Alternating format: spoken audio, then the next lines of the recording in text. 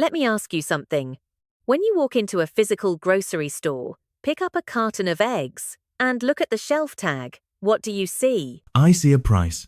Let's say $4. Right. And if I walk in 5 minutes later, or if the person standing right next to me looks at that same tag, they see $4 too. It's a shared reality. But apparently, if we move that transaction online, specifically to Instacart, that shared reality might be completely dissolving.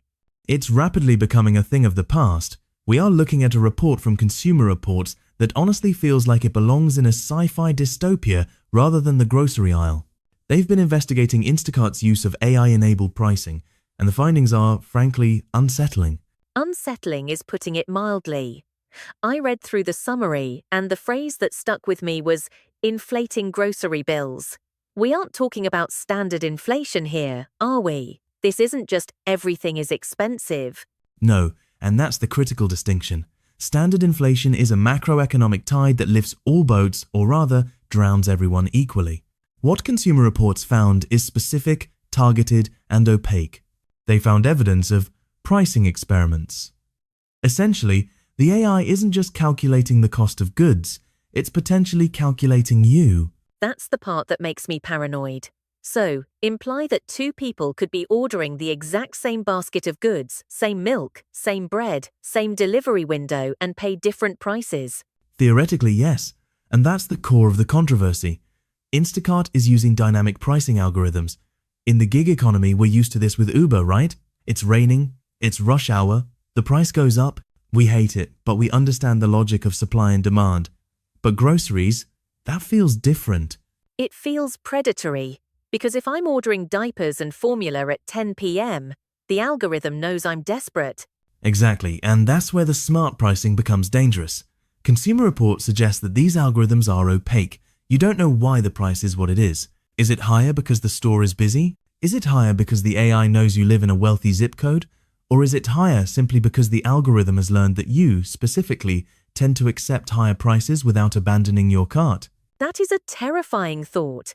It's like playing poker against a computer that can see your cards, but you can't see its face. That's the perfect analogy. It's information asymmetry.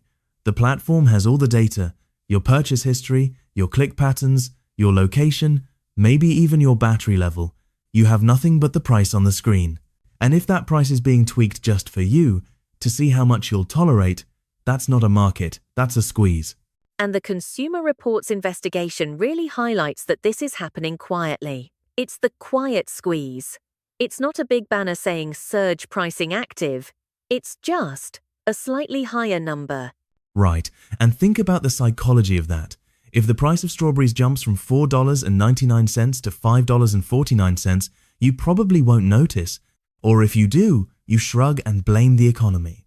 But if you multiply that tiny, invisible extraction across millions of users and millions of items, you are talking about massive revenue generation based essentially on consumer ignorance. It validates that feeling so many of us have lately that technology isn't working for us anymore. It's working on us. It's the shift from tool to trap. When you use a tool, you control it. When you enter a platform like this, you are entering an environment where the architecture is designed to maximize extraction. The AI's goal isn't get A, the best groceries for the lowest price.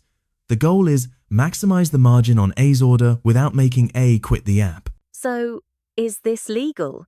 I mean, checking different prices for different people feels like discrimination.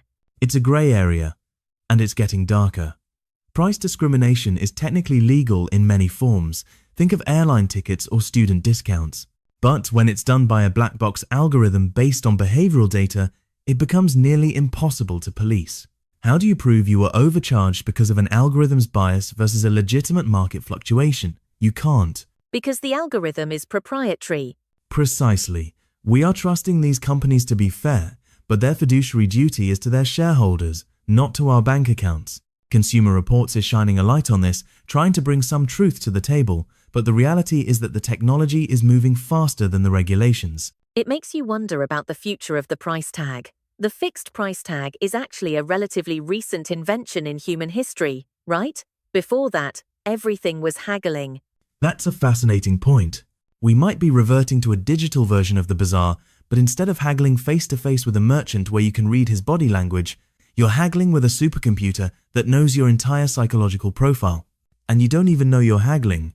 You just think you're shopping. That is deeply profound and deeply disturbing. We're losing the public nature of price. If your price is different from mine, we lose a baseline for reality. We lose the ability to say, this is too expensive collectively. Because for you, it might be expensive, but for me, the algorithm lowered it just enough to keep me quiet. It divides the consumer base. So, what's the takeaway here? Do we stop using these apps? Or do we just accept that convenience comes with a sucker tax? I think awareness is the first step. We need to stop assuming the number on the screen is an objective fact. It's a calculated offer. And maybe, just maybe, we need to demand more transparency. If an AI sets the price, I want to know the variables. Tell me why my eggs cost $5. Transparency seems like the only antidote. Otherwise, we're just walking blindfolded through the aisles. And paying for the privilege. The next time you click checkout, just ask yourself, is this the market price or is this the me price? Because the answer might cost you. A chilling thought to end on. We'll be watching to see how Instacart responds to these findings. Thanks for breaking this down. Anytime. Watch your wallets out there.